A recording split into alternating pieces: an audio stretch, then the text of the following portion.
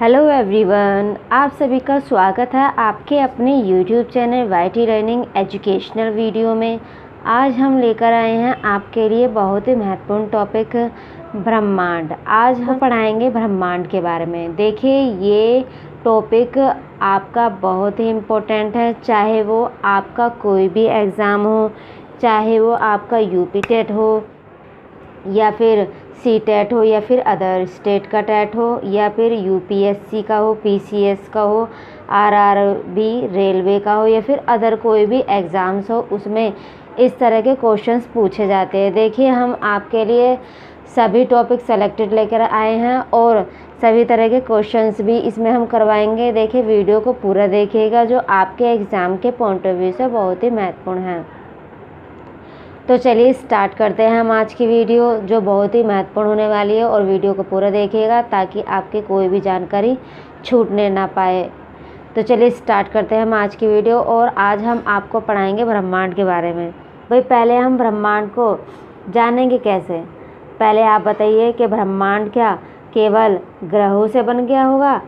सोचिए, या फिर उल्कापिंड से बन गया होगा पूरा ब्रह्मांड? सोचिए। या फिर जो हमारी आकाशगंगा है, जिसे हम मिल्की वे भी बोलते हैं, है ना, आपने नाम तो सुना ही होगा, या फिर उससे बन गया होगा? नहीं। चलिए, तो हम जानते हैं फिर ब्रह्मांड कैसे बना। हमारा सौरमंडल देख रहे हैं, हमारा सौरमंडल, ये रहा हमारा सौरमंडल, और हमारे सौरमंडल जो है वो ब्रह्मांड का एक बहुत छोटा सा भाग है। इस सौरमंडल के केंद्र में क्या स्थित है? हमारा सूर्य स्थित है, ठीक। और हमारे सौरमंडल जैसे जब कई सौरमंडल मिलकर एक तारामंडल बनाते हैं, जैसे कि सप्तऋषि हैं, हमारे कई सौरमंडल से मिलकर बना तारामंडल, जैसे कि सप्तऋषि, और करोड़ों तारामंडल मिलकर ये तारामंडल हैं। ये जब ये करोड़ों तारामंडल मिलकर किसका निर्माण करते हैं? मंदाकिनी का। और ये मंदाकिनी वही मंदाकिनी है जिसमें कि हम सब रहते हैं, ठीक। मंदाकिनी जिसे हम आकाश गंगा भी कहते हैं।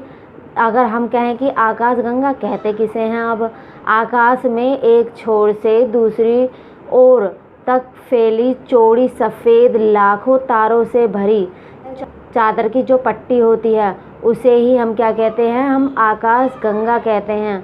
और इसी आकाश गंगा में सभी ग्रह तारे होते हैं, याद रखिएगा। और जो ब्लैक होल की घटना है, पूछ लिया जाता है कि ब्लैक होल की घटना किस में होती है? आपको ऑप्शन दे दिए जाएंगे कि सूर्य में होती है, या सौरमंडल में होती है, तारामंडल में होती है, या फिर आकाशगंगा में। तो आप बताएंगे जो ब्लैक होल की घटना होती है वो हमारी मंदाकिनी में होती है। अब बात करते हुए ब्लैक होल आया नाम, तो ब्लैक होल कहते किसे हैं? चलिए, हम ब्लैक होल के बारे में भी बात कर लेते हैं। अंतरिक्ष में एक बिंदु था, इसमें असीम मात्रा में क्या था? गुरुत्वाकर्षण था, जिसके कारण इसका जो आकार है, उसका घनत्व वह बढ़ता गया, ठीक। और इसमें तापमान भी बढ़ा, जिसके कारण इसमें विस्फोट हुआ, और इसे ही हम बिग बैंग थ्योरी यानी कि महाविस्फोट थ्योरी कहते हैं। और इसको किसने दिया था? जॉर्ज वैगनर ने 1894-96 में इसको दिया था। और यहाँ मंदाकिनी पे आ गए, और जब लाखों मंदाकिनियाँ मिलती हैं तो किसका निर्माण करेंगी? ये लाखों मंदाकिनियाँ मिलकर इस ब्रह्मांड का निर्माण करेंगी, ध्यान रखिएगा।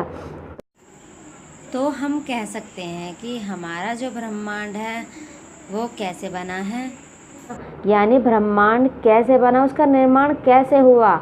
जो ब्रह्मांड है उसका निर्माण हुआ अंतरिक्ष, और अंतरिक्ष की सभी जो वस्तुएं हैं, और उसमें जो ऊर्जा है सारी, उसमें सारे ग्रह जो है, गैलेक्सी है, खगोल पिंड है, इन सभी से क्या हुआ? इन सभी से ब्रह्मांड का निर्माण हुआ। और अगर हम एक लाइन में ब्रह्मांड की बात करके, ब्रह्मांड को भाई एक लाइन में बताओ, एक लाइन में कैसे निर्माण हुआ ब्रह्मांड क्या? तो हम कहेंगे कि असीम विशाल अंतरिक्ष जिसमें लाखों मंदाकिनियाँ हैं, उससे ही ब्रह्मांड का निर्माण हुआ, ठीक है। अब आप याद रखिएगा, सौरमंडल के केंद्र में क्या है? सूर्य है। और जब कई सौरमंडल मिलते हैं तो किसका निर्माण होता है? तारामंडल का।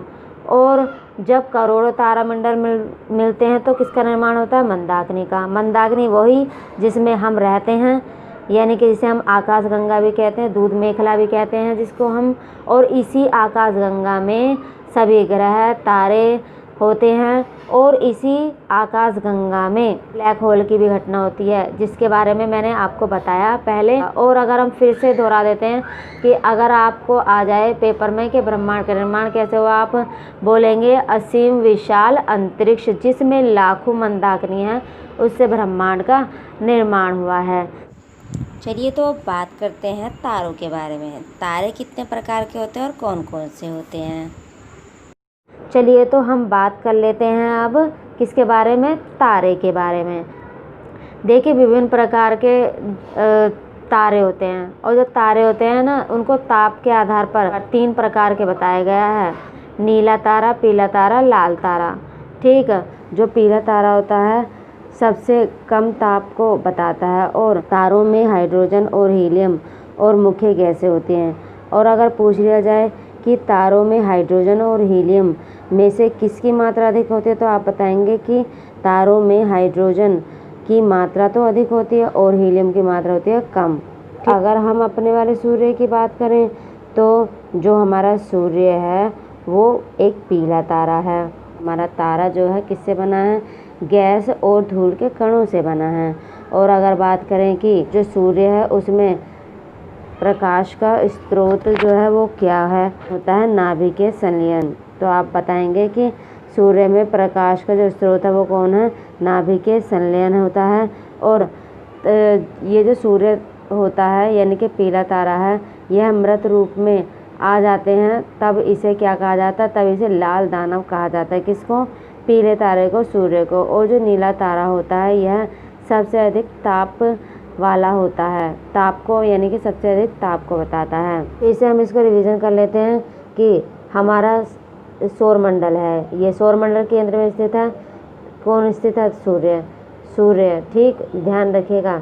और कई सौरमंडल मिलकर बनाते हैं तारामंडल को, और कई तारामंडल मिलकर बनाते हैं आकाश गंगा को। वही आकाश गंगा जिसमें हम रहते हैं, जिसमें ग्रह उपग्रह नक्षत्र होते हैं, और ब्लैक होल की घटना भी किसमें होती है? आकाश गंगा में होती है। कई आकाश गंगा मिलकर किसका निर्माण करती हैं? ब्रह्मांड का निर्माण करती हैं। और साथ ही जो तारे होते हैं 3 प्रकार के होते हैं, नीला तारा, लाल तारा और पीला तारा। और हमारा सूर्य कौन सा तारा है? पीला तारा है, ठीक।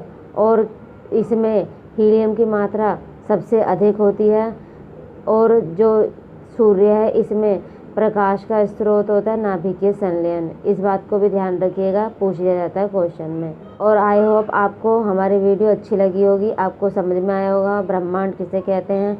अगर आपको हमारी वीडियो अच्छी लगी हो तो प्लीज़ हमारे चैनल को लाइक, शेयर, सब्सक्राइब कीजिएगा, और हमारी वीडियो को प्लीज़ ज़्यादा से ज़्यादा लोगों में पहुँचाइएगा, ताकि हमारा भी मनोबल बढ़े और हमें भी ऐसा लगे कि हमने आपको कुछ जानकारी दी है।